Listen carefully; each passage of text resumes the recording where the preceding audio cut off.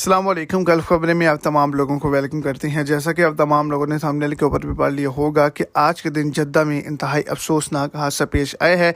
Saudi Arabia के अंदर एक ही दिन में दूसरा बड़ा हादसा पेश आया है, जिसके नतीजे में काफ़ी ज़्यादा लोगों ने अपना नुकसान उठाया है। सऊदी अरब हुकूमत की जानिब से भी इस पर एक बड़ी रिपोर्ट को जारी कर दिया गया है। तो इसी हवाले से आगे चल के मुकम्मल और डिटेल जो हैं वो आपको इसी शॉर्ट से वीडियो के अंदर मिल जाएंगी। वीडियो को एंड तक लाजमी तौर पर देखें ताकि आपको तमाम डिटेल की अच्छे से समझ आ जाए। और अगर इस चैनल पर आप फर्स्ट टाइम है तो लाजमी से चैनल को सब्सक्राइब करें, वीडियो को लाइक करें और अपने दोस्तों तक इसको ज़्यादा से ज़्यादा शेयर करें। तो बताता चलूँ कि जद्दा के अंदर ये इंतहाई अफसोसनाक हादसा पेश आया है।